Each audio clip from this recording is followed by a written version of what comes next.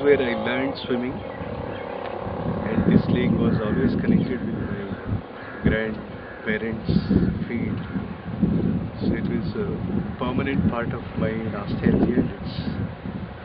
You're seeing that nostalgia fading off, and I've seen people washing clothes, even sheep, and I've seen people heard people drowning in this lake. So I've seen, sometimes I got these parachutes from fallen small aeroplanes. The whole thing is the best archive of this village, Sampigihilli, is this lake. Even now, when the water is completely taken out, we can get a lot of physically real archival material, and it will be very interesting to see how the objects, if they put together, they make a palimpsest of memories, of rituals, of mundane activities, of tragedies. And so that's a lake perhaps made the village rather than the other way around. And hence this lake, which is actually called as Jekur Lake, is a lake which is devoid of the name of the village which it supports, because people from Sampigihilli get more advantage, have taken more advantage of this lake rather than the people from Jekur, because there's several other things dividing Jekur from Jekur Lake, whereas it's close to Sampigihilli in altitude, in the modes, and this was the main source of water for the mundane activities, including drinking water often. And it was very surrealistic to imagine. Look back now, see that we used to hold the tail of a buffalo to learn swimming, which seems sometimes impossible for the urban.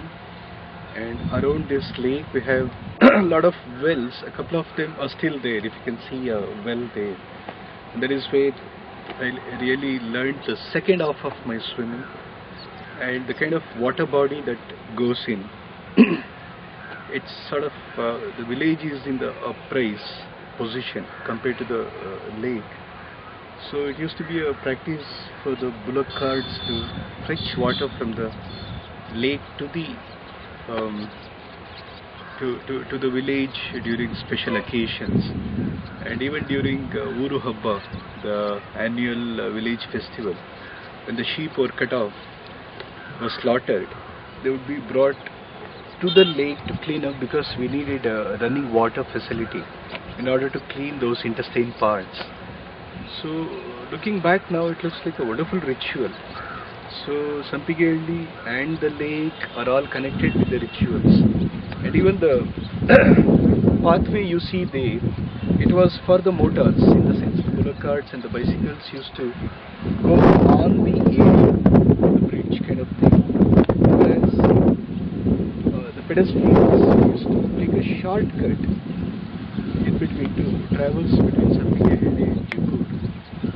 The best thing I remember is in the night time, some of the village representatives would come and leave, filter out the water to go to the other side where they used to grow paddy. Whereas here, Ragi would naturally get the water from the lake, and the pump set would pump in the water from the lake directly to the fields. Whereas since the paddy was a costlier grain compared to Ragi, people often used to have quarrels, disputes about how to distribute water to the paddy field on the other side of the bridge. And this forms the memory, the politics, the social, domestic memories, which were integral part of the village people, and they used to spend a whole lot of time. It was their main preoccupation.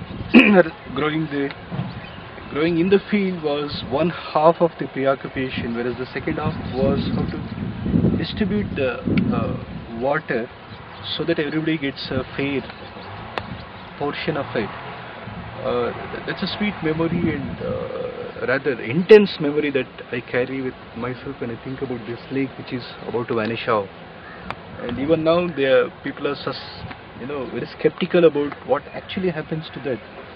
Though the government authorities promise that they're going to build a beautiful lake, some people are quite skeptical because this is an area, particularly this area which might become Arkhavati layout, is an area where many influential politicians own a huge amount of land around, and when politicians have a strong say in particular areas around Bangalore, it has been historically proven that the fate of the lake might still be very ambiguously positioned.